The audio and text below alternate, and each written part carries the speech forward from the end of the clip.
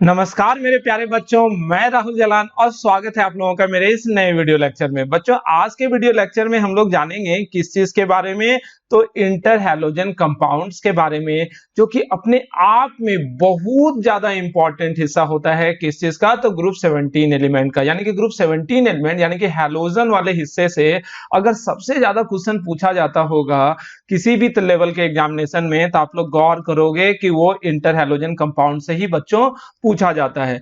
तो inter halogen के compound के साथ साथ इस लेक्चर में हम लोग पॉलीहेलाइड आयंस के बारे में भी जानेंगे और सूडो हेलाइड आयंस के बारे में भी जानेंगे कि पॉलीहेलाइड आयन या फिर सूडो हेलाइड आयन क्या होता है बच्चों। तो चलो हम लोग शुरुआत करते हैं किस चीज की, तो इंटर हैलोजन कंपाउंड की। ओके, जैसा कि बच्चों नाम से ही पता चल रहा है, इंटर हैलोजन कंपाउंड मतलब ये बाइनरी कंपाउंड होता है। बाइनरी कंपाउंड होता है किस चीज का? तो दो एलिमेंट, बाइनरी मतलब क्या हुआ? दो एलिमेंट, और दोनों का दोनों अगर हैलोजन ही हो तो उसे बच्चों हम लोग क्या नाम देंगे? Inter halogen compound. नाम से क्या पता चल रहा है हम लोगों को कि वैसा बाइनरी कंपाउंड जो कि दो अलग अलग हैलोजन के जुड़ने से मिलकर बना हो, तो उसे हम लोग सिंपली क्या नाम देंगे? Inter halogen compound. और हम लोगों को बच्चों चार तरह के इंटर हैलोजन कंपाउंड के बारे में लेक्चर में या चैप्टर में पढ़ना होता है, और वो चार इंटर हैलोजन कंपाउंड को हम लोग कुछ इस तरह से रिप्रेजेंट करते हैं। वो कैसे? आप लोग ध्यान से देखना। X x dash, x x dash 3, x x dash 5 या एक्स एक्स डैश 7। तो कुल मिलाकर कितने तरह का इंटर हैलोजन कंपाउंड बच्चों हम लोगों को देखना है? तो चार तरह का। वो क्या क्या आया? X x dash, x x dash 3, x x dash 5 और एक्स एक्स डैश 7। ओके, तो अगर आप लोग जानो कि कई सारे बुक में, या फिर हम भी इसको रिप्रेजेंट कर सकते हैं कुछ इस तरह से भी। वो कैसे? ए एक्स 3, ए एक्स 5, ए एक्स 7, ये सब का सब रिप्रेजेंटेशन ही है बच्चों। यहाँ पर ये एक्स जो है एक हैलोजन है, एक्स डैश दूसरा हैलोजन है। वैसे यहाँ पर हर चारों में आप लोग गौर कर रहे होंगे कि एक्स एक हैलोजन है और एक्स डैश जो है बच्चों वो क्या है? दूसरा हैलोजन है। जैसे कि हम लोग यहाँ देखें, एक्स एक हैलोजन, एक्स डैश दूसरा हैलोजन, एक्स एक हैलोजन, एक्स डैश दूसरा हैलोजन, एक्स एक हैलोजन, एक्स डैश दूसरा हैलोजन, एक्स एक हैलोजन, एक्स डैश दूसरा हैलोजन। वैसे ही अगर इसी चीज को हम लोग ए एक्स के रूप में रिप्रेजेंट करें तो क्या है? ए एक हैलोजन को रिप्रेजेंट कर रहा है, एक्स दूसरा हैलोजन है। ए एक पर्टिकुलर हैलोजन है, एक्स दूसरा हैलोजन है। ए पर्टिकुलर हैलोजन है, एक्स दूसरा हैलोजन है। ए पर्टिकुलर हैलोजन है, एक्स दूसरा हैलोजन है। मतलब किसी भी तरह से हम लोग इंटर हैलोजन कंपाउंड को रिप्रेजेंट कर सकते हैं। लेकिन ये क्लियर है कि इंटर हैलोजन कंपाउंड कुल मिलाकर कितने तरह के होते हैं बच्चों? चार। अब थोड़ा और बारीकी से इसको समझते हैं। जैसे कि हम लोगों ने इंटर हैलोजन कंपाउंड को रिप्रेजेंट करा था x x dash, x x dash 3, x x dash 5, x x dash 7। ठीक है, तो यहां पर बच्चों इन चार तरह के इंटर हैलोजन कंपाउंड में एक्स जो होगा halogen with lower electronegativity than X dash. X dash जो है दूसरा हैलोजन है, और एक्स डैश क्या है बच्चों? ये भी हैलोजन है, लेकिन हैलोजन विथ हायर इलेक्ट्रोनिगेटिविटी। याद रहेगा बच्चों कि यहां पर हम लोगों ने जो इंटर हैलोजन कंपाउंड में दो हैलोजन को लिख रखा है, चाहे वो ये हो, ये हो, ये हो, ये हो, चारों में से कोई भी इंटर हैलोजन कंपाउंड लोगे तो एक्स जो है वो एक्चुअली उस हैलोजन को रिप्रेजेंट कर रहा है जो कि इन दोनों में से ज्यादा नहीं बल्कि कम इलेक्ट्रोनिगेटिव होगा, और X dash actually higher electronegative halogen है, रिप्रेजेंट कर रहा है। ओके बच्चों, जो आप लोग समझो। तो बेहतर समझा पाने के लिए एक बार और हम यहां पर लिख रहे हैं x x dash, x x dash 3, x x dash 5 और एक्स एक्स डैश 7। बार बार क्यों लिखते हैं? बार बार इस वजह से लिखते हैं कि बार बार अगर आप लोग एक ही चीज को देखो तो दिमाग में इतना तो बैठ गया होगा। अभी जो हम पिछला 5 मिनट से बके जा रहे हैं, इस 5 मिनट में एक चीज तो आप लोग सीख गए होंगे कि इंटर हैलोजन कंपाउंड चार तरह का होता है, और उन चारों तरह के इंटर हैलोजन कंपाउंड का ये वाला स्ट्रक्चर होगा। यहाँ पर कोई बकलोल स्टूडेंट भी होगा तो उसको अच्छे से अभी तक याद हो गया होगा कि इंटर हैलोजन कंपाउंड क्या होता है और वो चारों का जनरल फॉर्मूला जो है वो क्या होगा। ऐसे तो आप लोग सभी लोग बकलोल नहीं हो, ठीक है। तो खैर जो भी है, तो यहाँ x x dash x x dash 3 x x dash 5 x x dash 7 जो है ये क्या है बच्चों, ये 4 इंटर हेलोजन कंपाउंड है। मैंने पहले ही बताया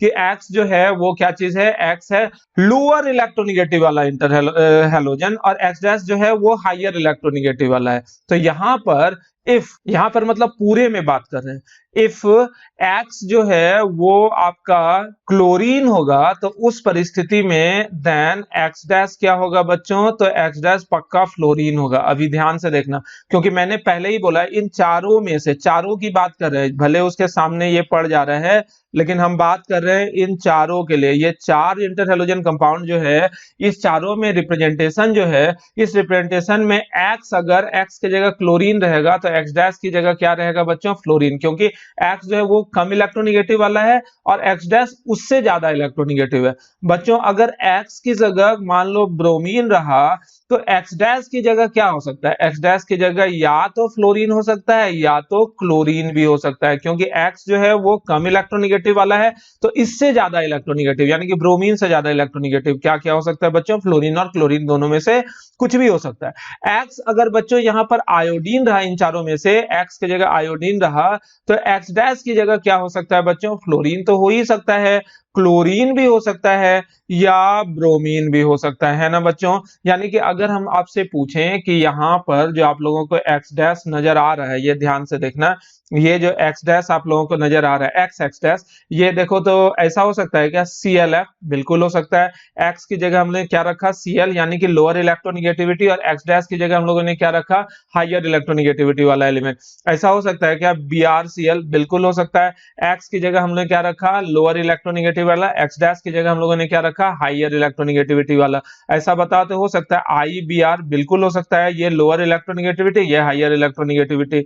BrF ऐसा हो सकता है, बिल्कुल lower electronegativity higher electronegativity. IF ऐसा हो सकता है, बिल्कुल लोअर इलेक्ट्रोनिगेटिविटी हायर इलेक्ट्रोनिगेटिविटी। यानी कि इस रेंज का मतलब इस जनरल फार्मूला के साथ अगर कोई इंटर हेलोजन कंपाउंड रहा तो उस इंटर हेलोजन कंपाउंड में आप लोगों को ध्यान का रखना है, पहला वाला जो है लोअर इलेक्ट्रोनिगेटिविटी वाला रहेगा, दूसरा वाला हायर इलेक्ट्रोनिगेटिविटी वाला। वही तो यहाँ पर लिखे हैं कि अगर लोअर इलेक्ट्रोनिगेटिविटी की जगह X की जगह मान लो क्लोरीन रहा तो इसके रेस्पेक्ट में X डैश की जगह हायर इलेक्ट्रोनिगेटिविटी एक ही हो सकता है, फ्लोरीन, क्योंकि क्लोरीन से ज्यादा इलेक्ट्रोनिगेटिव तो सिर्फ फ्लोरीन ही है ना। उसी तरह X की जगह अगर बच्चों ब्रोमीन रहा तो इससे ज्यादा इलेक्ट्रोनिगेटिव क्या हो सकता है, फ्लोरीन या क्लोरीन ही हो सकता है। X की जगह अगर आयोडीन रहा बच्चों तो इससे ज्यादा इलेक्ट्रोनिगेटिव क्या हो सकता है, फ्लोरीन, क्लोरीन या ब्रोमीन। इन चारों में से, तीनों में से सॉरी, कुछ भी हो सकता है। तो अब यहाँ पर हम लोग दूसरे टाइप का इंटर हेलोजन कंपाउंड को देखते हैं, और वो दूसरा टाइप का इंटर हेलोजन कंपाउंड कौन है, X3। आप लोगों को सिर्फ ध्यान रखना है और बताना है कि क्या ये ClF3 हो सकता है इसका एग्जांपल, बिल्कुल, क्योंकि पहला वाला जो है that one should be in lower electronegativity और दूसरा वाला that should be in of higher electronegativity. Okay, BrF3 हो सकता है, बिल्कुल हो सकता है। ICl3 हो सकता है, बिल्कुल, पहला वाला लोअर इलेक्ट्रोनिगेटिविटी, दूसरा वाला इससे ज्यादा इलेक्ट्रोनिगेटिव होना चाहिए। BrF3 तो लिख ही दिया मैंने, BrCl3 हो सकता है, बिल्कुल, ICl3 हो सकता है, बिल्कुल हो सकता है, ठीक है ना, IF3 भी हो सकता है। ऐसा कई तरह का एग्जाम्पल हो सकता है। इसी तरह X5 का एग्जाम्पल क्या हो सकता है बच्चों, BrF5 हो सकता है, बिल्कुल हो सकता है। IF5 हो सकता है, बिल्कुल हो सकता है। ClF5 हो सकता है, बिल्कुल हो सकता है। ICl5 हो सकता है, बिल्कुल हो सकता है। ध्यान क्या रखना है, ध्यान ये रखना है कि जो पहला वाला एलिमेंट है that should be in of lower electronegativity with respect to किसके, दूसरे वाले के रेस्पेक्ट में। ये जो दूसरा एलिमेंट है ना, दूसरा हेलोजन, उसके रेस्पेक्ट में पहला वाला ज्यादा इलेक्ट्रोनिगेटिव होना चाहिए। और क्या, इंटर हेलोजन कंपाउंड हमेशा बाइनरी होता है। बाइनरी मतलब उसमें दो ही हेलोजन रहेगा, लेकिन दोनों हेलोजन सेम नहीं होना चाहिए, दोनों हेलोजन डिफरेंट होना चाहिए एक दूसरे से, है ना बच्चों। अब बताओ तो ये जो है, ये अगर मेरा फोटो आ जा रहा है यहाँ पर तो ध्यान से देखना। ये खिड़की से हम झांक झांक के देख रहे हैं तो थोड़ा तकलीफ हो रहा है, लेकिन खिड़की से देखने का आदत तुम लोग मत लगाना। ये X7 जो है, X7 जो है, इसका क्या पॉसिबल स्ट्रक्चर हो सकता है, जैसे IF7, इसका एक ही एग्जाम्पल होता है वैसे, इसलिए यहाँ पर और लिख नहीं रहे हैं, लेकिन हो सकता है क्या, जैसे BrF7, ऐसा नहीं हो सकता है। ClF7, ये सब नहीं एग्जिस्ट करता है। क्यों नहीं एग्जिस्ट करता है वो चैप्टर के दौरान यानी कि लेक्चर के दौरान आगे हम लोग देखेंगे। तो क्लियर है कि पहला वाला कम इलेक्ट्रोनिगेटिव होना चाहिए और दूसरा वाला ज्यादा इलेक्ट्रोनिगेटिव होना चाहिए। फिर से लिख रहे हैं तो आप लोग बोर मत होना। X डैश क्या 3, X डैश क्या 5, X डैश क्या 7। तो ये 4 तरह का इंटर हेलोजन कंपाउंड हो सकता है ना, इसमें किसी को तकलीफ तो नहीं होना चाहिए। ये 4 तरह का इंटर हेलोजन कंपाउंड है। अब देखना है कि इन चारों तरह के इंटर हेलोजन कंपाउंड में अलग अलग हेलोजन का ऑक्सीडेशन स्टेट क्या होता है। ये जो एक्स डैश है that is in higher oxidation state, sorry that is of higher electronegativity with respect to the first one. ये एक्स डैश जो है ये दूसरे के रिस्पेक्ट में ज्यादा इलेक्ट्रोनेगेटिव है, तो ऑब्वियस सी बात है जो ज्यादा इलेक्ट्रोनेगेटिव रहेगा वो निगेटिव ऑक्सीडेशन स्टेट में रहेगा। तो बताओ तो यहाँ एक्स डैश का ऑक्सीडेशन स्टेट हमेशा फिक्स है, वो -1 के बराबर याद रहेगा। यानी कि एक्स डैश जो है इंटर हेलोजन कंपाउंड में वो हमेशा फिक्स ऑक्सीडेशन स्टेट में रहता है। वो कौन सा फिक्स ऑक्सीडेशन स्टेट है बच्चों? -1। और एक्स जो है ये इसके रेस्पेक्ट में बताओ तो ये एक्स डैश का ऑक्सीडेशन नंबर -1, तो बताओ तो एक्स का क्या होगा ऑक्सीडेशन नंबर? +1 है ना। एक्स डैश का -1 और 3 को -1 है, तो बताओ तो एक्स का ऑक्सीडेशन स्टेट क्या होगा? +3। यहाँ पर बताओ एक्स डैश जो है वो -1 ऑक्सीडेशन स्टेट में, 5 को -1 है, तो बताओ तो एक्स का ऑक्सीडेशन स्टेट कितना होगा बच्चों? +5। यहाँ एक्स डैश -1 में है, तो बताओ तो यहाँ एक्स का ऑक्सीडेशन स्टेट कितना होगा? 7 है वो, तो +7। ठीक है ना। ये किस तरह से हम लोग ऑक्सीडेशन स्टेट लिखते हैं? तो ऑक्सीडेशन स्टेट लिखने का अपना तरीका होता है कि दोनों का नेट ऑक्सीडेशन स्टेट मिलाकर क्या हो जाए? 0, क्योंकि ये न्यूट्रल एटम है ना बच्चों, न्यूट्रल एटम है, इस वजह से जो दोनों का मिलाकर नेट ऑक्सीडेशन स्टेट क्या होना चाहिए? 0। तो इतना तो हम लोग समझ गए। एक्स एक्स डैश जिसको कि अगर आप लोगों को कहीं पर मिल जाए AX के रूप में, AX3 के रूप में, AX5 के रूप में या AX7 के रूप में, अलग अलग बुक में ऐसा रहता है ना, तो वहां पर बताओ तो ऑक्सीडेशन स्टेट X का मतलब सेकेंड वाले मेंबर का हमेशा क्या होगा? -1। और क्योंकि ये मोर इलेक्ट्रोनेगेटिव होगा पहले वाले से, और पहले वाले का ऑक्सीडेशन नंबर हमेशा क्या होगा? पॉजिटिव में, और पॉजिटिव में भी क्या? +3, +5 और +7 ऑक्सीडेशन स्टेट में, है ना बच्चों। और इसका एग्जांपल क्या होगा? AX वाले का एग्जांपल होगा क्या? जैसे ClF है, BRI है। BRI हो सकता है? बिल्कुल नहीं हो सकता है, याद रखना। BRI में क्यों नहीं हो सकता? क्योंकि सेकेंड वाला जो है पहले वाले के रिस्पेक्ट में ज्यादा इलेक्ट्रोनेगेटिव होना चाहिए, ठीक है ना। ये हो रहे ICl रहे, तो इन सब में देखोगे एक तो क्लोरीन +1 में, फ्लोरीन -1 में, है ना। इन सब में ब्रोमीन जो है वो +1 में, क्लोरीन -1 में, आयोडीन +1 में, क्लोरीन -1 में। ये सब इजी लगना चाहिए, मतलब देखा देखा सुना सा। जैसे कि ये ClF3 इसका एग्जाम्पल हो सकता है, ICl3 इसका एग्जाम्पल हो सकता है, BrF3 हो सकता है इसका एग्जाम्पल। तो बताओ यहाँ क्लोरीन +3 में, फ्लोरीन -1 में, आयोडीन +3 में, क्लोरीन -1 में, ब्रोमीन +3 में, फ्लोरीन -1 ऑक्सीडेशन स्टेट में रहेगा, सही ना बच्चों। AF5 की अगर हम लोग बात करें, जैसे कि ICl5, IF5, BrF5 ऐसा कुछ रहे, तो यहाँ पर आयोडीन +5 में, क्लोरीन -1 में, आयोडीन +5 में, फ्लोरीन -1 में, ब्रोमीन +5 में, फ्लोरीन -1 में। और इसी तरह से अगर यहाँ पर AX7 आप लोगों को नजर आ रहा है, तो AX7 का एक ही एग्जांपल है। वैसे हम तो बोले थे हो सकता है कुछ भी, लेकिन होता रियल में एक ही एग्जिस्ट करता है, क्यों वो देखेंगे बाद में। तो ये आयोडीन +7 में, फ्लोरीन -1 में, -1 ऑक्सीडेशन स्टेट में होता है। ओके बच्चों, तो इस तरह से हम लोग देखते हैं कि ऑक्सीडेशन स्टेट इसका क्या क्या रहेगा।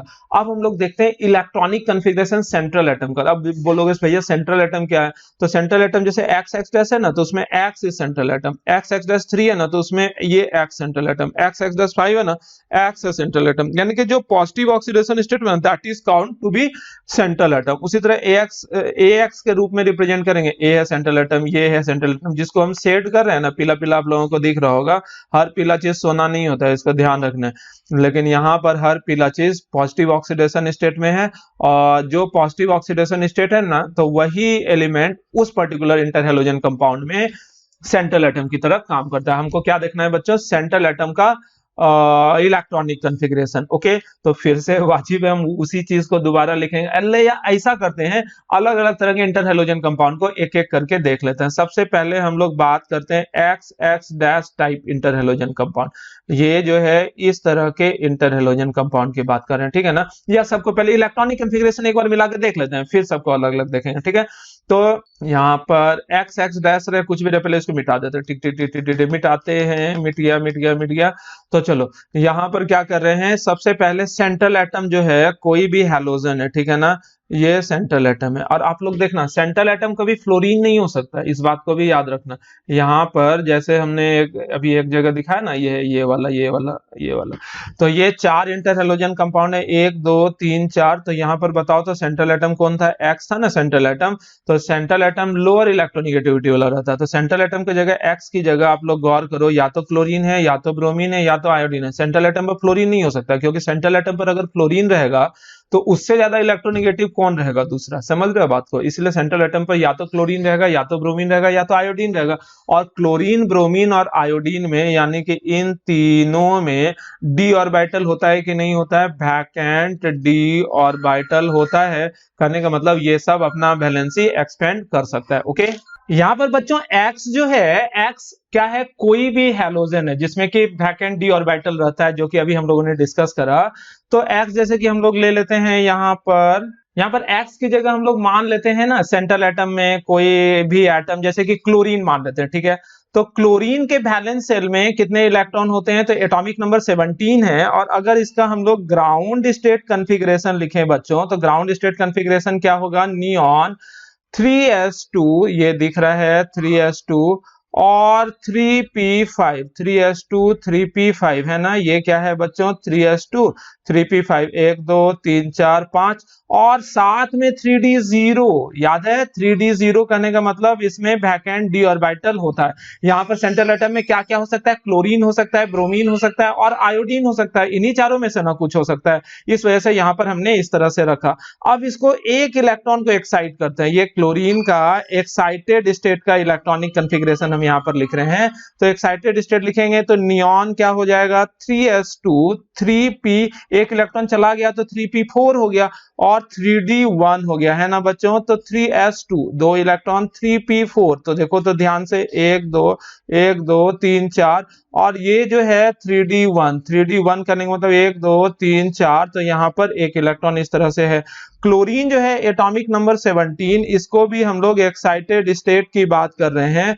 तो इसमें क्या हो जाएगा? नियॉन 3s2 3p3 3d कितना हो जाएगा? 2, ठीक है ना, क्योंकि एक इलेक्ट्रॉन और ऊपर जंप करा दिए। तो देख लो यहाँ 2 इलेक्ट्रॉन, 3p3 जो है उसमें 1 2 3 इलेक्ट्रॉन और 3d2 जो है इसमें कितना इलेक्ट्रॉन? 1 2 3 4, मतलब 1 और 1 2 इलेक्ट्रॉन।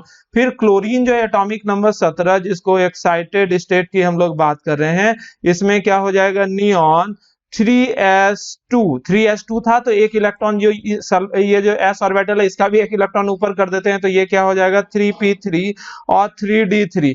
अब देखो इससे ज्यादा एक्साइटेड तो हो नहीं सकता है। क्यों नहीं हो सकता है बताओ? क्योंकि इसके बाद और कोई इलेक्ट्रॉन बचा ही नहीं पेयर्ड इलेक्ट्रॉन एक्साइटेशन करने के लिए। अब यहाँ पर सारे के सारे इलेक्ट्रॉन जो है वो क्या है बच्चों?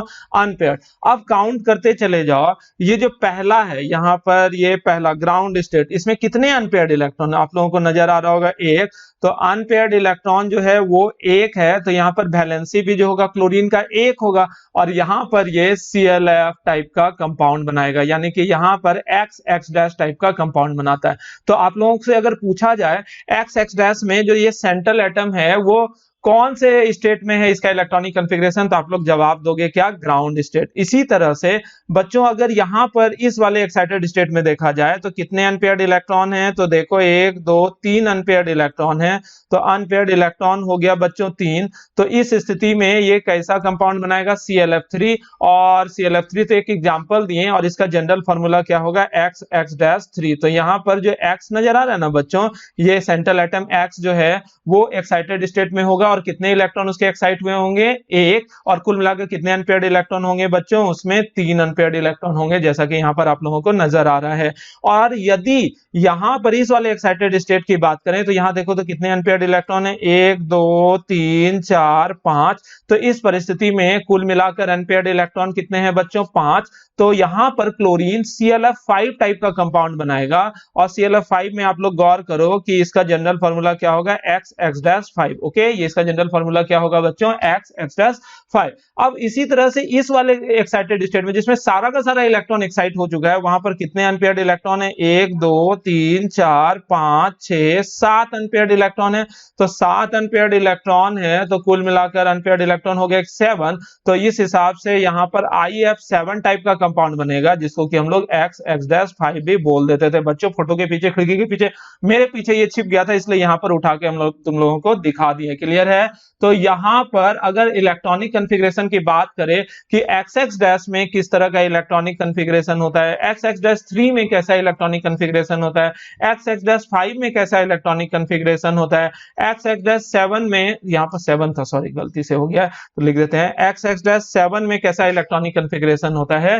तो वो इलेक्ट्रॉनिक कॉन्फ़िगरेशन आप लोग यहां पर विजुलाइज कर रहे होंगे, है ना बच्चों। अब इंडिविजुअली हम लोग देखते हैं हर एक तरह के इंटरहैलोजन कंपाउंड। कितने तरह के इंटरहैलोजन कंपाउंड हो सकते हैं, 1 2 3 4। तो ये 4 तरह के इंटरहैलोजन कंपाउंड में सेंट्रल एटम का हाइब्रिडाइजेशन स्टेट क्या होता है और उसका स्ट्रक्चर क्या होता है ना बच्चों। तो एक एक करके हम लोग देख लेते हैं। तो सबसे पहले हम लोग बात करते हैं किसकी, तो सबसे पहले हम लोग बात करते हैं XX' की। ठीक है, याद रखना ये भी हैलोजन है, ये भी हैलोजन है। दोनों के वैलेंस शेल में कितने इलेक्ट्रॉन होंगे, 7, क्योंकि ये दोनों का दोनों क्या है बच्चों, हैलोजन। तो आप लोग ध्यान से देखो, XX' की हम बात कर रहे हैं तो सेंट्रल एटम के अराउंड ही ना सारी बातें होती हैं। तो सबसे पहले X की बात कर रहे हैं, तो X में कितने इलेक्ट्रॉन है, 1 2 3 4 5 6 7, और दूसरा X' है तो उसमें भी कितना इलेक्ट्रॉन होगा बच्चों, 1 2 3 4 5 6 7, और ये X' एक्चुअली। ठीक है, तो इसका सर्कल देखोगे तो इसका भी ऑक्टेट पूरा हो गया, इसका भी ऑक्टेट पूरा हो गया। क्लियर है ना। तो यहां पर जो स्ट्रक्चर होगा सिंपली XX' टाइप होगा, इसमें कोई तकलीफ है क्या, नहीं है।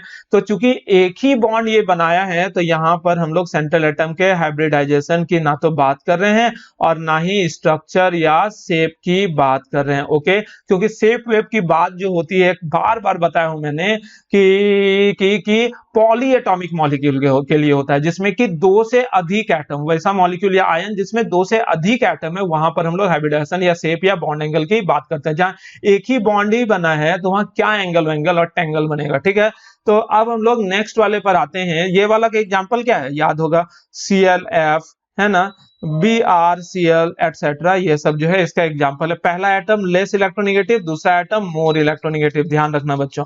अब दूसरा वाला हम लोग देख रहे हैं, वो क्या है, XX'3 टाइप।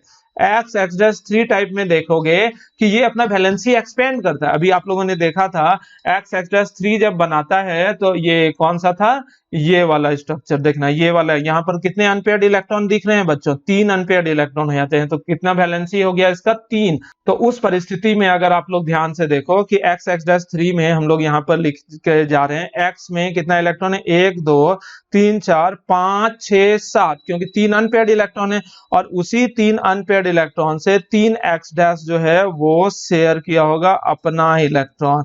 बाकी X' में कुल 7 इलेक्ट्रॉन है, उसको नहीं दर्शाए हैं क्योंकि हम लोगों को ना दरअसल सेंट्रल एटम के इलेक्ट्रॉन को दर्शाना होता है। ठीक है ना। तो तुम लोग क्या गौर कर रहे हो, यहाँ सेंट्रल एटम में कुल मिलाकर कितने बॉन्ड पेयर ऑफ इलेक्ट्रॉन है, देखो 1 2 3, 3 बॉन्ड पेयर ऑफ इलेक्ट्रॉन, और लोन पेयर ऑफ इलेक्ट्रॉन कितने हैं बच्चों, लोन पेयर 2। तो कुल मिलाकर कितने इलेक्ट्रॉन हो गए, 5। क्लियर है ना। Bond pair of electron 3, lone pair of electron 2, तो कुल मिलाकर कितने इलेक्ट्रॉन हो गए, 5।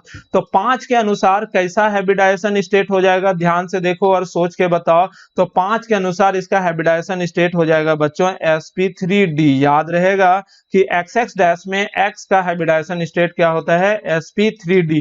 sp3d के अनुसार ट्रायगोनल बाइपिरामिडल शेप होगा, यानी कि X को अगर हम लोग सेंट्रल एटम मान लें तो इसमें एक यहां पर, एक यहां पर, एक यहां पर, ये तीनों एक प्लेन में रहेगा बॉन्ड, ऐसा होता था ना। और एक जो है ऊपर और एक जो है बच्चों किधर होगा, नीचे होगा।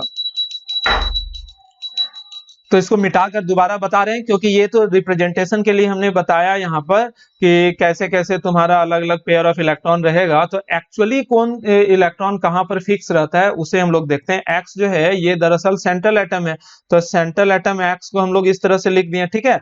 और उसके बाद ये 3 X' है और 2 लोन पेयर है, यानी कि दिख रहा होगा 3 बॉन्ड पेयर है और 2 लोन पेयर है। तो दरअसल याद रखना बच्चों, इस वाले स्ट्रक्चर में 2 लोन पेयर प्लान में, एक प्लेन में रहता है इस तरह से, 1 2 3 4 दिखा, 2 लोन पेयर, और एक जो तीसरा, इस प्लेन का एक तीसरा जगह था वहां पर एक X' मौजूद होगा, ठीक है।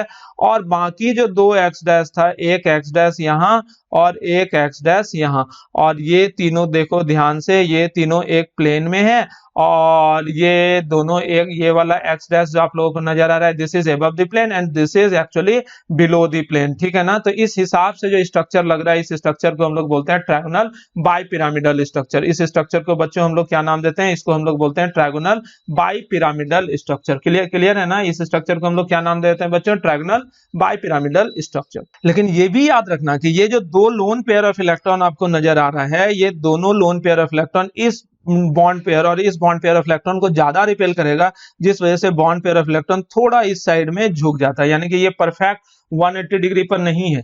जिसका एक एग्जांपल यहाँ पर और भी लिख देते हैं XX-3 का, जैसे ClF3 है ना, ये ClF3 है। ClF3 के स्ट्रक्चर को देखो तो यहाँ पर उठा के देखो, ये खिड़की के पीछे पड़ जाएगा। तो ये क्लोरीन है और इस क्लोरीन पर एक लोन पेयर ऐसा, एक लोन पेयर ऐसा दिख रहा है, ये 2 लोन पेयर, एक फ्लोरीन ऐसा, ये तीनों एक प्लेन में पड़ेगा, ये तीनों जो है एक प्लेन में है, ठीक है। और बाकी 2 फ्लोरीन जो है वो इस तरह से और वो इस तरह से, आप लोगों को दिख भी रहा होगा कि ये दोनों फ्लोरीन को मैंने इस साइड झुकाया हुआ है ना। क्यों? क्योंकि लोन पेयर ऑफ इलेक्ट्रॉन इधर से रिपेल करेगा, इस वजह से ये दोनों बॉन्ड पेयर इधर झुक गया। तो यहाँ पर जब हम लोग इसको देखते हैं तो सिर्फ आप लोग बॉन्ड को देखो, ये बॉन्ड, ये बॉन्ड और ये बॉन्ड, और इन तीनों बॉन्ड को देखोगे तो इस शेप का नाम हो जाएगा क्या, बैंड टी शेप्ड। इसको हम लोग क्या नाम देते हैं, बैंड टी शेप। तो याद रहेगा कि XX डैश जो है यहाँ पर, ये XX डैश, इसका हाइब्रिडाइजेशन जो सेंट्रल एटम का क्या है, sp3d, और इसका शेप जो होगा वो क्या होगा, बैंड टी शेप्ड। क्लियर है। इसका शेप जो है वो क्या होगा, बैंड टी शेप्ड। क्लियर। अब हम लोग नेक्स्ट वाले इंटर हेलोजन कंपाउंड को एक बार देख लेते हैं, और नेक्स्ट वाला इंटर हेलोजन कंपाउंड जो था अपना वो क्या था, XX-5, ठीक है। XX-5 में सेंट्रल एटम X जो है वो भी हेलोजन है। तो सेंट्रल एटम X जो है उस हेलोजन में कितना इलेक्ट्रॉन है, देखो 1 2 और 3 4 5 6 7, और यहाँ पर जो XX-5 है ना, तो उसका इलेक्ट्रॉनिक कॉन्फ़िगरेशन की अगर हम लोग बात करें तो यहाँ पर 2 मिनट आप लोग देख लो, 2 मिनट से भी कम समय लगेगा। ये वाले स्ट्रक्चर में XX-5 अगर आप लोगों को नजर आ रहा होगा तो ये वाला इलेक्ट्रॉनिक कॉन्फ़िगरेशन होगा, जहां पर आप लोग देखोगे कुल मिलाकर कितने अनपेयर्ड इलेक्ट्रॉन थे बच्चों, 5 अनपेयर्ड इलेक्ट्रॉन। तो उस 5 अनपेयर्ड इलेक्ट्रॉन के वजह से ये जो सेंट्रल एटम X जो है उसकी वैलेंसी कितनी हो जाएगी, 5, और ये 5 X डैश से, ये सब जो आप लोगों को नजर आ रहा है ये सब क्या है बच्चों, ये अलग अलग X डैश है। X डैश अपना इलेक्ट्रॉन दिया कुल इस हिसाब से X डैश। तो बताओ, तो यहाँ भी वायलेशन ऑफ ऑक्टेट रूल हुआ, यहाँ पर अपना वैलेंसी जो है सेंट्रल एटम X जो है वो एक्सपेंड किया कुछ इस तरह से। तो बताओ, तो यहाँ पर सेंट्रल एटम में कुल कितने बॉन्ड पेयर और कुल कितने लोन पेयर ऑफ इलेक्ट्रॉन आप लोगों को नजर आ रहे हैं। तो सेंट्रल एटम में बॉन्ड पेयर ऑफ इलेक्ट्रॉन आप लोग देखो 1 2 3 4 5 बॉन्ड पेयर, और लोन पेयर कितने हैं बच्चों, 1। तो ये लोन पेयर जो है 1। तो कुल मिलाकर कितने इलेक्ट्रॉन हो गए, 6। तो 6 इलेक्ट्रॉन अगर रहेगा तो हाइब्रिडाइजेशन क्या हो जाएगा बच्चों, sp3d2, यानी कि यहाँ पर जो ये सेंट्रल एटम X है इसका हाइब्रिडाइजेशन जो है sp3d2 है ना। ये सेंट्रल एटम X जो है उसका हाइब्रिडाइजेशन क्या हो जाएगा बच्चों, sp3d2। तो sp3d2 कहने का मतलब इसका शेप कैसा होगा, तो शेप में sp3d2, पहले हम रैंडम शेप इमेजिनेशन के लिए लिख रहे हैं कि sp3d2 का ऑक्टाहेड्रल शेप होता है, जिसमें कि 4 पेयर ऑफ इलेक्ट्रॉन तुम्हारा एक प्लेन में मौजूद होता है, एक ऊपर और एक नीचे, ठीक है ना। अब इसको मिटा के एक्चुअल शेप लिखते हैं। यहाँ पर 6 जगह जो है, 6 में से 3 जगह क्या रहेगा, 6 में से 5 जगह क्या रहेगा बच्चों, ये बॉन्ड पेयर ऑफ इलेक्ट्रॉन, और एक जगह क्या रहेगा बच्चों, ये लोन पेयर ऑफ इलेक्ट्रॉन, कुछ इस तरह से रहेगा। तो उसे ही हम लोग यहाँ पर लिखकर समझाने की कोशिश करें। तो X जो है वो सेंट्रल एटम में क्लियर है, और यहाँ पर कितने बॉन्ड पेयर ऑफ इलेक्ट्रॉन है, 5। तो 1 2 3 4, और 4 क्या है, X डैश देख लेते हैं। ये X डैश 4 जगह पर क्या है, X डैश है। तो 4 जगह पर ये X डैश है, कुछ इस तरह से आप लोग गौर से देखो, 4 जगह पर X डैश है।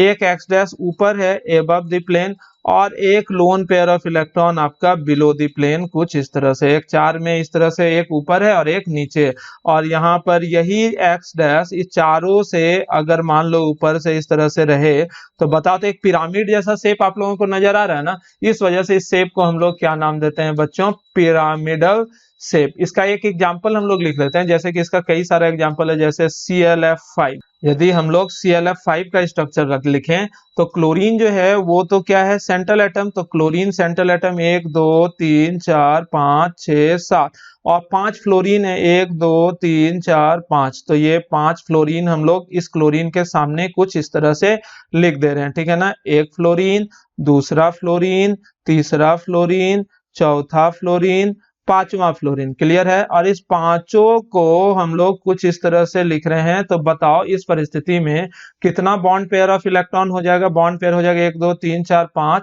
और लोन पेयर कितना हो जाएगा, लोन पेयर हो जाएगा 1। तो कुल मिलाकर कितना हो गया, 6 पेयर ऑफ इलेक्ट्रॉन।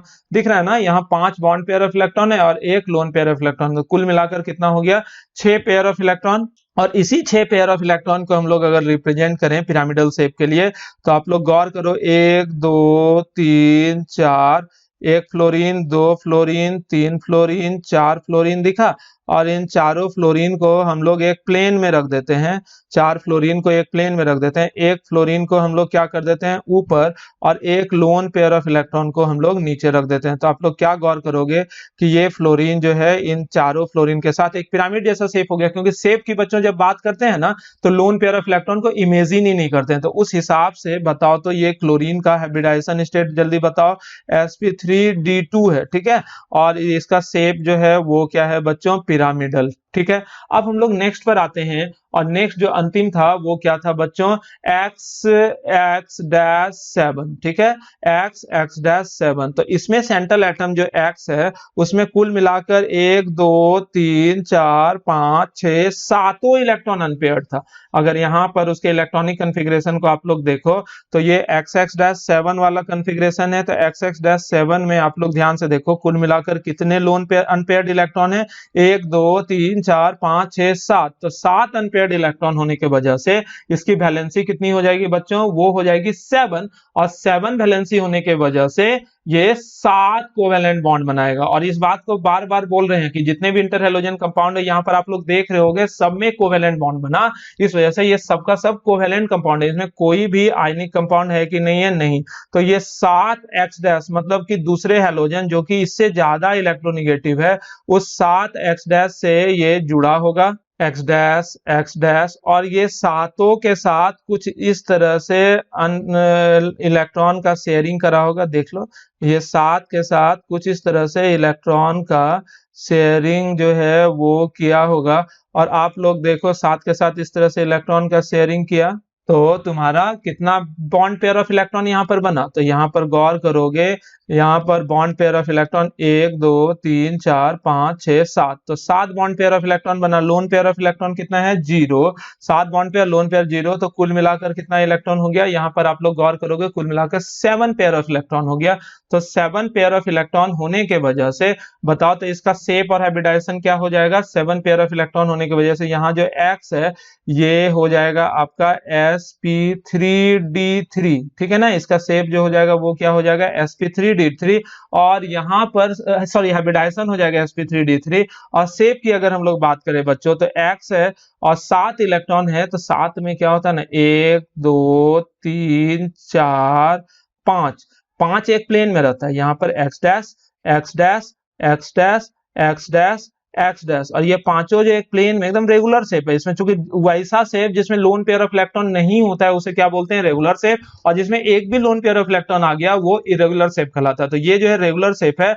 और बाकी का जो 2 x' है, एक x' यहाँ ऊपर रहता है और एक x' नीचे। तो ये जो इस शेप को हम लोग क्या नाम देंगे बच्चों, पेंटागोनल बाइपिरामिडल, पेंटागोनल बाइपिरामिडल, ठीक है ना। इसको शेप को हम लोग क्या नाम देते हैं बच्चों, इसको हम लोग नाम देते हैं पेंटागोनल बाइपिरामिडल। जिसमें जो प्लेन में 5 बॉन्ड है, ये प्लेन के में जो 5 बॉन्ड है ना, 1 2 3 4 5, प्लेन में जो 5 बॉन्ड है उसका बॉन्ड एंगल कितना होगा, 72 डिग्री। और जो बॉन्ड ऊपर और नीचे से है उसका बॉन्ड एंगल कितना हो जाएगा बच्चों, उसका बॉन्ड एंगल हो जाएगा 90 डिग्री। तो याद रहेगा यहाँ पर बॉन्ड एंगल 2 रहता है, एक 70 डिग्री भी और 90 डिग्री भी। और ये रेगुलर शेप है इसलिए बॉन्ड एंगल में कोई फर्क देखने को मिलता नहीं है। इसका एक ही एग्जांपल है x-7 का बच्चों, वो कौन सा एग्जांपल है, IF7। तो IF7 की अगर बात करो तो आयोडीन जो है वो सेंट्रल एटम है और इसमें 7 fluorine, 1 fluorine, 2 fluorine, 3 fluorine, 4 fluorine और 5 फ्लोरीन, ये पांचों फ्लोरीन एक प्लेन में रहता है और ये 5 फ्लोरीन जो एक प्लेन में है तो इसका बॉन्ड एंगल जो है बच्चों कितना होगा 72 डिग्री। ये पांचों फ्लोरीन जो एक प्लेन में है, पांचों के बीच एंगल कितना होगा 72 डिग्री, और एक फ्लोरीन ऊपर है और एक फ्लोरीन जो है वो नीचे है, और इस दोनों के बीच का बॉन्ड एंगल कितना हो जाएगा 92 डिग्री। तो 72 डिग्री और 90 डिग्री जो है इसका बॉन्ड एंगल होगा। क्लियर है बच्चों, 72 डिग्री और 90 डिग्री इसका बॉन्ड एंगल होगा। और ऐसे भी याद रखना आप लोग कि जितना भी इंटर हैलोजन कंपाउंड होता है ना, उनमें अगर आप लोगों से क्वेश्चन पूछ ले कि most stable octa atomic molecule, octa atomic है ना, 7 एक 8 ऑक्टा एटॉमिक मॉलिक्यूल, तो आप लोग क्या जवाब दोगे कि सबसे ज्यादा स्टेबल जो होगा ना वो IF7 भी होता है। जिसका एक और वजह होता है कि जितना भी हैलोजन होगा, कौन कौन हैलोजन, फ्लोरीन, क्लोरीन, ब्रोमीन और आयोडीन, इनमें सबसे ज्यादा इलेक्ट्रोनिगेटिविटी का डिफरेंस यानी कि डेल EN इलेक्ट्रोनिगेटिविटी डिफरेंस सबसे ज्यादा किसमें होगा बच्चों, सबसे ज्यादा फ्लोरीन और आयोडीन के बीच होगा। ये भी वजह होता है कि सबसे ज्यादा स्टेबल ऑक्टा एटॉमिक मॉलिक्यूल बनता है कौन, IF7। अब बच्चों हम लोग बात करते हैं कि ये जितना भी इंटर हैलोजन कंपाउंड है, इस इंटर हैलोजन कंपाउंड का प्रिपरेशन हम लोग कैसे कैसे करते हैं, ठीक है ना। हम लोग बात क्या करें, preparation of inter halogen compound के, इंटर हैलोजन कंपाउंड्स का, जितने भी इंटर हैलोजन कंपाउंड है उसको हम लोग बनाते कैसे कैसे। तो आप लोग जानो कि जब दो हैलोजन को, जैसे कि फ्लोरीन और क्लोरीन के बीच का इंटर हैलोजन कंपाउंड बना रहे हैं, तो दोनों हैलोजन को यानी कि X2 प्लस X-2 इन दोनों को सीधा आपस में ट्रीट करोगे तो कई तरह का इंटर हैलोजन कंपाउंड, कभी XX- बन सकता है, या फिर क्या बन सकता है XX-3 बन सकता है, या क्या बन सकता है बच्चों XX-5 बन सकता है, या XX-7 बन सकता है। यही ना 4 तरह का इंटर हैलोजन कंपाउंड बन सकता है। तो X2 और X2 के बीच अगर तुम कंपाउंड बनाओगे, बॉन्ड बनाओगे, तो सीधा जो सर कहना ये है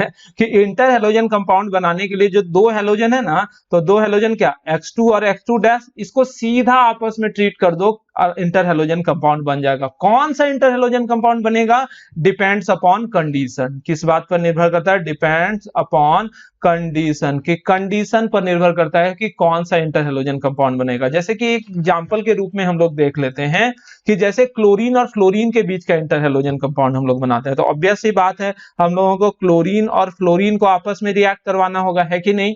तो देखो आप लोग कि क्लोरीन और फ्लोरीन को 1:1 मोलर रेशियो में आप लोग 437 केल्विन पर गर्म करोगे ना, फ्लोरीन और क्लोरीन को 1:1 मोलर रेशियो में 437 केल्विन पर गर्म करोगे तो आप लोग देखोगे ClF बनता है। लेकिन जैसे आप लोग क्लोरीन और फ्लोरीन को, जिसमें कि फ्लोरीन का मात्रा एक्सेस होना चाहिए, पहले वाले में क्या था, जितना क्लोरीन उतना ही फ्लोरीन लेके 437 केल्विन पर गर्म करते तो ClF बन जाता। लेकिन इस वाले में क्या है कि क्लोरीन और फ्लोरीन को आपस में रिएक्ट करवाए, लेकिन फ्लोरीन का मात्रा एक्सेस है और यहाँ पर टेम्परेचर 573 केल्विन अगर हम लोग कर ले, यानी टेम्परेचर भी बदल गया, कंडीशन बदला ना, तो इस स्थिति में बच्चों बन जाता है ClF3। क्लियर रहेगा। तो इस स्थिति में क्या बन जा रहा है, आप लोगों के बीच ClF3 का फॉर्मेशन हो रहा है। लेकिन यहीं पर अगर आप लोग ध्यान से देखो तो ये जो ClF3 अपना बन गया, इसको दूसरे फ्लोरीन के साथ अगर आप सनलाइट में ट्रीट कर दोगे तो यहाँ पर ClF5 बन जाएगा।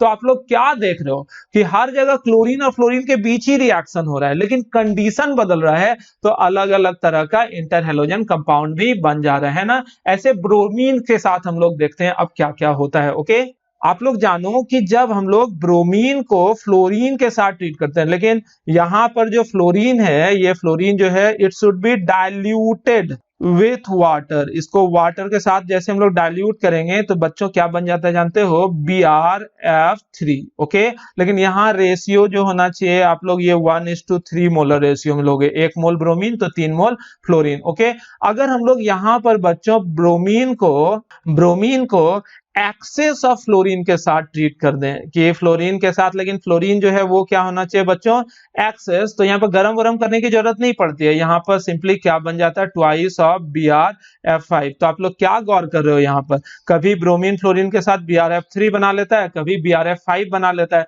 तो ये सब किस बात पर निर्भर कर रहा है, आप लोग ध्यान दे रहे होंगे, ये सब का सब सिर्फ और सिर्फ कंडीशन पर निर्भर करता है। कंडीशन बदले तो चीज बदल जाता है। अब आयोडीन के लिए अगर हम लोग देखें कि आयोडीन को भी अगर आप लोग क्लोरीन के साथ ट्रीट करते हो, लेकिन यहां पर इक्विमोलर है, इक्विमोलर कहने का मतलब 1:1 मोलर रेशियो में लोगे तो ICl बन जाता है। लेकिन अगर आप आयोडीन को क्लोरीन जो है यहाँ पर क्या होना चाहिए बच्चों, एक्सेस रहेगा, तो ये ट्वाइस ऑफ ICl3 बन जा रहा है। तो क्या नजर आ रहा है आप लोगों को, नजर ये आ रहा होगा कि दो हैलोजन को सिर्फ आपस में एक दूसरे के साथ रिएक्ट करवा रहे हैं। दिख रहा है ना कि सिर्फ दो हैलोजन है आपस में रिएक्ट करवा रहे। कंडीशन बदला तो प्रोडक्ट जो है बदल गया, यानी कि कंडीशन बदलने पर इंटर हैलोजन कंपाउंड जो है वो बदल जाता है, चाहे वो ब्रोमीन का इंटर हैलोजन कंपाउंड हो, क्लोरीन का हो या फिर फ्लोरीन का है। यानी कि चीज कंडीशन बदले तो प्रोडक्ट बदल जा रहा है। बाकी दो इंटर हैलोजन कंपाउंड, कोई भी इंटर हैलोजन कंपाउंड को बनाने के लिए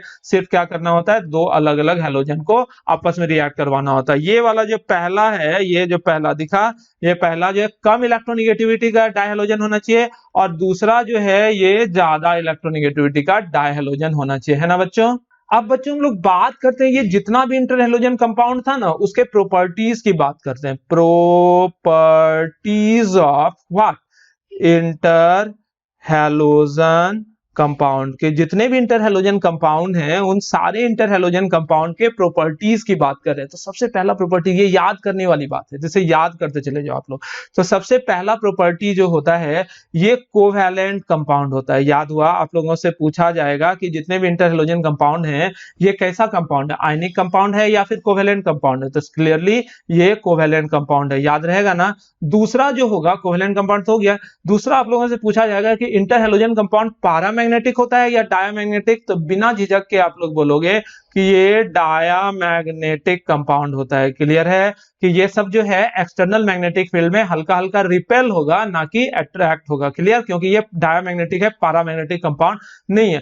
अब सवाल आता है कि इंटर हैलोजन कंपाउंड जो होता है मोर रिएक्टिव होता है डायहैलोजन से कि कम रिएक्टिव, तो आप लोग जवाब दोगे मच मोर, मतलब थोड़ा बहुत नहीं, मच मोर रिएक्टिव किससे, देन रेस्पेक्टिव डायहैलोजेंस। ठीक है ना। ये बात का क्या मतलब हुआ कि इसमें, इस बात का मतलब क्या होता है उसको समझने की कोशिश करते हैं। जैसे बोला जाएगा CLF पूछा जाएगा ज्यादा रिएक्टिव है कि कम रिएक्टिव है, तो CLF Cl2 से भी ज्यादा रिएक्टिव होगा और F2 से भी ज्यादा रिएक्टिव होगा। यानी कि CLF जिस डायहैलोजन से बना है, यानी कि क्लोरीन से भी ज्यादा रिएक्टिव, फ्लोरीन से भी ज्यादा रिएक्टिव। इसी तरह से बोला जाएगा IF5 है मान लेते हैं, तो ये ज्यादा रिएक्टिव है कि आयोडीन ज्यादा रिएक्टिव है कि फ्लोरीन ज्यादा रिएक्टिव है, तो एकदम जवाब तुनक से दे दोगे कि IF5 जो है आयोडीन से भी ज्यादा रिएक्टिव होगा और फ्लोरीन से भी ज्यादा रिएक्टिव होगा। वजह, तो वजह ये होता है कि इंटर हैलोजन कंपाउंड में क्या होता है, due to low bond dissociation energy, याद रहेगा,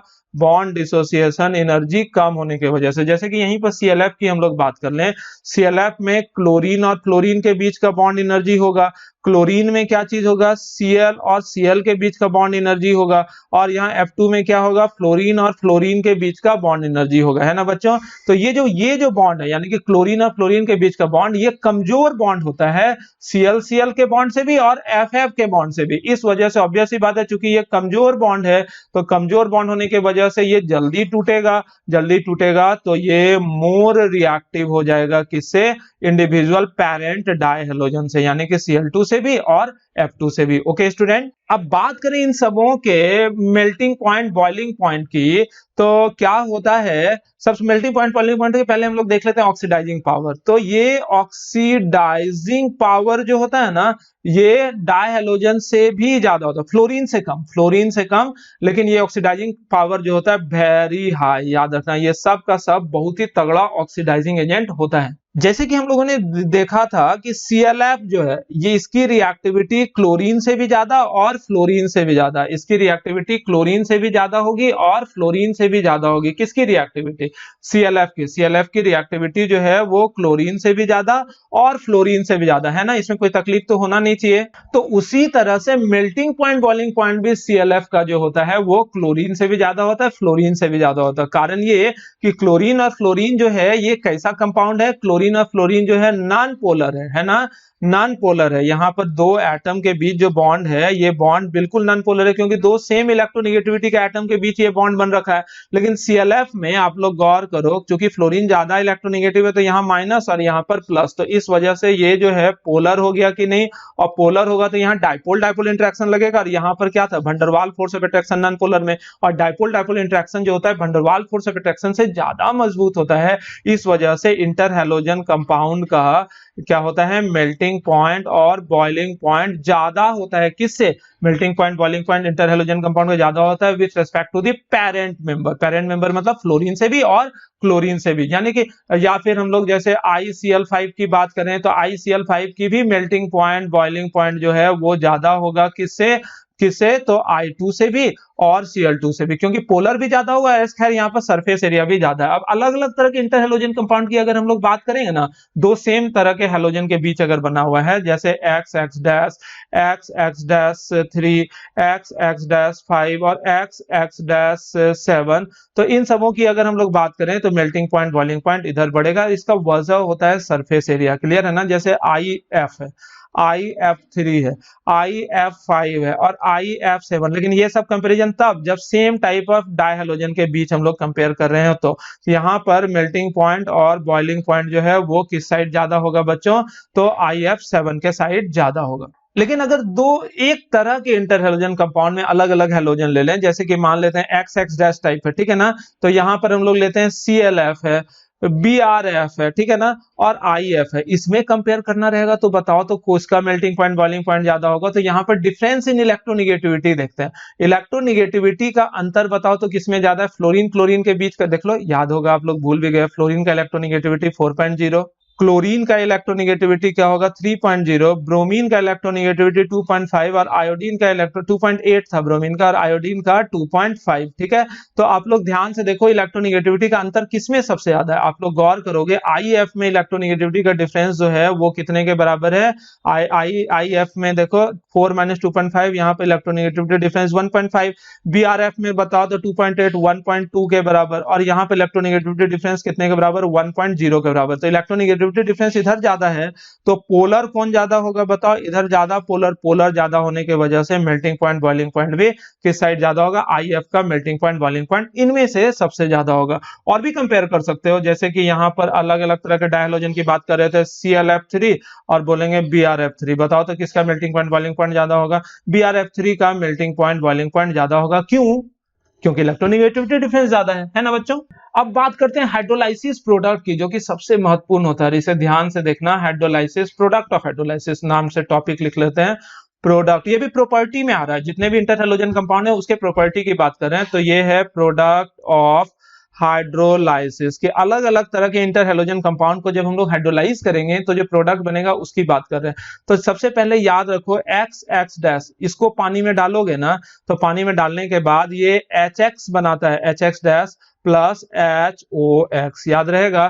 फिर यहाँ पर XX-3 है, इसको पानी में हाइड्रोलाइज करोगे तो ये बनाएगा HX, तो ये बनाएगा HX- प्लस HXO3, ठीक है। बैलेंसिंग नहीं है यहाँ पर, बैलेंसिंग आप लोग भी कर सकते हो। XX-5 है, इसको अगर पानी में डालोगे तो ये बनाएगा HX- प्लस HXO5, और यहाँ पर XX-7 है, उसको पानी में हाइड्रोलाइज करोगे तो ये HX- प्लस HXO7 है ना। तो इस तरह से हम लोग कर सकते हैं। तो यहाँ पर आप लोग ध्यान से देखो कि ये है X, यहाँ पर +1 में था, यहाँ भी X +3 में था, यहाँ X जो है +5 में था, यहाँ X +7 में था। हाइड्रोलाइसिस के बाद ये X अपना +1 में ही रहेगा, +3 में ही रहेगा, +5 में ही रहेगा और +7 में ही रहेगा, और जो मोर इलेक्ट्रोनिगेटिव एलिमेंट था X- वो हमेशा -1 ऑक्सीडेशन स्टेट में होता था, तो वो यहाँ पर भी -1 है, यहाँ पर हर एक जगह X- जो है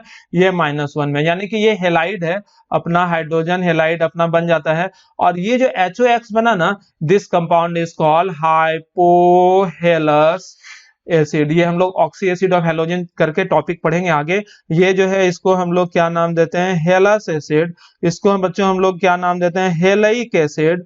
और इसको हम लोग क्या नाम देते हैं, पर HALAIC पर हेलाइक एसिड। याद रहेगा पहला वाला, यानी कि XX डैश टाइप के कंपाउंड को हाइड्रोलाइज करोगे तो वो हाइपोहेलस एसिड देगा along with hydrogen halide. XX dash 3 type के कंपाउंड को हाइड्रोलाइज करोगे तो वो हाइपोहेलस एसिड देगा। XX डैश 5 के टाइप के कंपाउंड को हाइड्रोलाइज करोगे तो हेलाइक एसिड देगा। और XX डैश 7 टाइप के कंपाउंड को हाइड्रोलाइज करोगे तो वो पर हेलाइक एसिड आप लोगों को प्रोड्यूस करके देगा। ओके, यहाँ पर एक एक एग्जाम्पल भी हम लोग साथ साथ में लिखते हुए चले जाते हैं ध्यान के लिए, याद रखने के लिए। जैसे कि ये है ClF, ठीक है, ये है ClF, ये है ClF3, ये है ClF5 और ये है बच्चों ClF7। ठीक है, तो हाइड्रोलाइज करो आप लोग फटाफट। ऐसे होता नहीं है ClF7, लेकिन मान लेते हैं इसको हाइड्रोलाइज करेंगे तो क्या बन जाएगा। ये होता नहीं है लास्ट वाला, याद रखना, ये नहीं कि बाद में बोल देना कि सर गलत पढ़ा रहे। गलत नहीं होता है, ये IF7 रहता है। एक एग्जाम्पल के रूप में यहाँ पर इंडिकेटर के रूप में हम लोग यूज कर रहे हैं। तो यहाँ पर बताओ कि F-, देखो होता क्या है ना कि ये वाटर जो है, वाटर यहाँ पर नीचे वाला में लिख देते हैं, वाटर दरअसल H+ और OH- का कॉम्बिनेशन है ना। तो सोचो F- है, F- के साथ कौन चला जाएगा, निगेटिव वाले पार्ट के साथ H+, तो F- के साथ H+ चला गया तो इसीलिए HF नहीं है, ये F- के साथ H+ चला गया। और ये जो Cl+1 है, Cl+1 के साथ OH- आ जाएगा और क्या बन जाएगा, HOCl। और इसको क्या बोलेंगे, हाइपो, वहां हेलस था तो यहाँ क्लोरीन है तो क्या हो जाएगा, क्लोरस एसिड। ठीक है ना।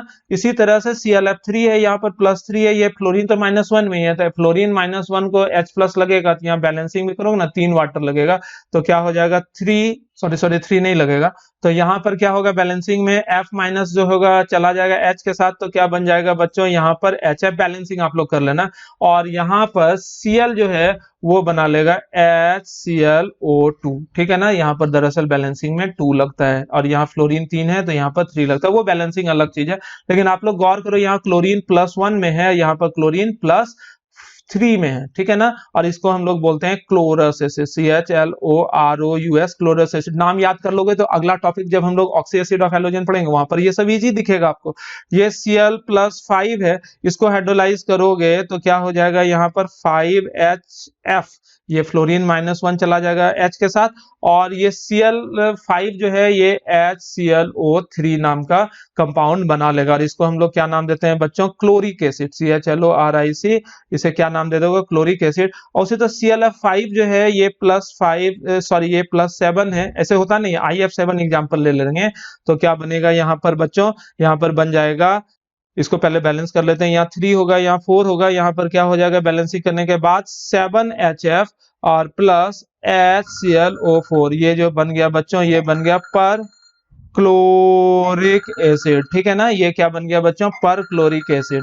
तो ये भी था हाइड्रोलाइसिस ऑफ अलग अलग तरह का हेलोजन। अब रैंडमली प्रैक्टिस के लिए अगर आपको बोले तो आप लोग बताओ तो कर सकते हो कि नहीं। जैसे कि यहाँ पर BrCl3 है, ठीक है, BrCl3, इसको अगर हम लोग हाइड्रोलाइज करेंगे तो क्या बनेगा, आप लोग सोचना, यहाँ पे ब्रोमीन +3 में ना, Cl -1 में है, तो -1 में तो H, क्लोरीन H के साथ चला गया, HCl बन गया। और ब्रोमीन जो है +3 वाला हेलस एसिड, यानी कि HBrO2, जहां पर ब्रोमीन +2 में होता है। ठीक है ना, तो इसको हम लोग क्या नाम दे देंगे बच्चों, ब्रोमस एसिड। उसी तरह जैसे ClF7 लिख दिए थे जो कि गलत था, तो रियल क्या होना चाहिए, IF7। तो बताओ, तो IF7 को हाइड्रोलाइज करेंगे तो यहाँ +7 से हाइड्रोलाइज होने पर ये क्या बन जाएगा, HF और प्लस HiO4। ठीक है ना, दिस इज पर आयोडिक एसिड, IODIC एसिड। नाम याद रखना बहुत जरूरी है। पहला वाला जो था दैट इज हेलस, दूसरा पहला वाला हाइपोहेलस, दूसरा हेलस, तीसरा हेलाइक और चौथा पर हेलाइक। याद है, तो उन चीजों को हम लोग कौन पहला दूसरा तीसरा चौथा, आप लोग वो भी भूल गए होंगे। तो ये यहाँ पर एक बार अभी दिखा देते हैं कि अलग अलग तरह के इंटरहेलोजन कंपाउंड इस तरह से, ये जो था hypohalous, this is हेलस, this is पर हेलाइक एंड दिस इज पर हेलाइक। ओके, तो नाम याद करना जरूरी है और याद रखना जरूरी है। अच्छा स्टूडेंट तो बनना ही पड़ेगा। कई लोगों को लगता होगा इतना चीजें कैसे याद कर सकते हैं, तो आप लोग सोच के देखो सुबह से क्या क्या काम किए, सुबह से क्या क्या काम किए, क्या क्या काम, बहुत सारा। सुबह उठे हो गए और बहुत सारा लोग तो 10-20 दिन के बाद, मतलब सॉरी, नहाना धोना टॉयलेट वगैरह 10-20 दिन बाद, तो वो भी काम नहीं है किए, तो बच गया, खाए ठूसे जरूर हो गए। ये जो पेट है, आप लोग का स्टोरेज कैपेसिटी बहुत ज्यादा है, जैसे कि या तो 2 जगह स्टोर करते हो, एक तो ये मोबाइल मोबाइल में राहुल सर का डाटा एकदम धाए धाए, मतलब समझ रहे हो ना, करो करो मस्त करो। और दूसरा स्टोरेज यहाँ करो, एकदम पूरा पेटवा में पूरा स्टोरेज करो। स्टोरेज वाला काम में जो बच्चा रहा उसमें आलसी पना तो अपने आप आना ही है। खैर यहाँ पर कहा तो तुम लोग के चक्कर में हम भूल भी जाते हैं, क्या क्या बोल रहे थे कि इंटर हेलोजन कंपाउंड था। इंटर हेलोजन कंपाउंड में प्रॉपर्टीज दरअसल देख रहे थे, जिसको कि हाइड्रोलाइसिस भी हम लोग देखें। अब हम लोग देखते हैं ना कि क्लोरोफ्लोरोकार्बन, CFC। CFC मतलब क्या हुआ बच्चों, this is actually called chlorofluorocarbon, ठीक है ना। और क्लोरोफ्लोरोकार्बन को ही हम लोग क्या नाम देते हैं, फ्रेऑन। याद रहेगा, क्लोरोफ्लोरोकार्बन को ही बच्चों हम लोग क्या नाम देते हैं, FREONS, फ्रेऑन्स। अब फ्रेऑन भी कई तरह का होता है, जैसे ये हाइड्रोकार्बन का इंटर हेलोजन कंपाउंड हो गया। जैसे कार्बन रहना चाहिए, कार्बन की वैलेंसी 4, और यहां पर मान लेते हैं Cl3 है और 1 फ्लोरीन है। दिखा, 3 क्लोरीन 1 फ्लोरीन, 4 वैलेंसी तो होनी चाहिए। कार्बन है, यहाँ पर क्लोरीन रहे कितना, 2 और 2 फ्लोरीन हो जाए। और क्या हो सकता है, कार्बन रहे और यहाँ पर 1 क्लोरीन रहे और 3 फ्लोरीन हो जाए, यही ना हो सकता है। तो अब देखो ये पहला वाला जो है, पहला वाला को हम लोग क्या बोल सकते हैं, ये पहला वाला जो है इसको हम लोग बोलते हैं फ्रेऑन 1,1, याद रहेगा। दूसरे वाले को हम लोग बोलते हैं फ्रेऑन 1,2, ये याद करना है। और तीसरे वाले को हम लोग बोलते हैं फ्रेऑन 1,3, ये 1 कॉमा भी हो सकता है या नहीं भी लिखा हुआ रहता है। तो फ्रेऑन 1,1, फ्रेऑन 1,2, फ्रेऑन 1,3 ये भी इंटरहेलोजन कंपाउंड के एग्जांपल्स में आ सकता है, लेकिन ये हाइड्रोकार्बन है एक तरह का, और परफेक्ट इंटरहेलोजन कंपाउंड ये रियली नहीं है। ओके बच्चों, तो यहां पर आप लोग ध्यान से देखो कि कार्बन है, ये 3 क्लोरीन के साथ है कार्बन, 2 क्लोरीन के साथ है कार्बन, 1 क्लोरीन के साथ आप लोगों को यहां नजर आया। 1 क्लोरीन के साथ रहेगा तो उसको हम लोग क्या नाम दे देंगे, फ्रेऑन 1,3, और 2 क्लोरीन के साथ रहेगा तो उसको क्या नाम दे देंगे बच्चों, फ्रेऑन 1,2, और वगैरह वगैरह वगैरह, इस तरह से हम लोग देख लेते हैं। ओके बच्चों, तो यहां पर हम लोगों ने क्या देखा, यहां पर हम लोगों ने इंटर हेलोजन कंपाउंड को पूरा पढ़ा। लेकिन जैसा कि चैप्टर के शुरुआत में हमने आपको बताया था कि यहां पर हम लोगों को सूडो हैलाइड आयन के बारे में देखना है, लेकिन चूंकि लेक्चर लंबा हो जा रहा है तो उसको हम लोग अगले लेक्चर में देखेंगे। और पॉली हैलाइड आयन के बारे में बच्चों हम लोग अगले लेक्चर में देखेंगे। तो आज आप लोगों को क्या करना है कि नोट्स पूरा का पूरा कंप्लीट करना है, और चाहे किडनी फेल हो जाए, चाहे लीवर फेल हो जाए, कुछ भी हो जाए, जान चले जाए, ईगो को ताका पर रख के, मतलब साइड में रख के, आप लोग इस वीडियो को एक बार लाइक कर दो प्लीज, ठीक है ना। यहां तक आए हो तो जरूर से लाइक करोगे, लेकिन तब लीजिए अगर ये वीडियो आपके पेट में चला गया हो, पेट करने का मतलब मोबाइलवा के पेट में, आप समझ ही रहे हो, तब आप लोग लाइक करने की स्थिति में हो नहीं तो नहीं, अभी कुछ नहीं बोलेंगे, अभी कुछ नहीं, डांट फटका श्राप फ्राप कुछ नहीं देंगे। अभी 5 सितंबर आने वाला है ना, तो हम कुछ नहीं बोलने वाले हैं, ठीक है ना। इसके बाद देखना कैसा कैसा श्राप लगता है तू लोग को। अभी कर लो बेटा, नहीं तो सब क्या बाद में, सॉरी कुछ नहीं होने वाला है। बाद में मेरा बहुत सारा आशीर्वाद तुम लोगों को हमेशा मिलते रहेगा। ओके बच्चों, बाय बाय। आज के लेक्चर में हम लोग इतना ही कर रहे हैं। ओके।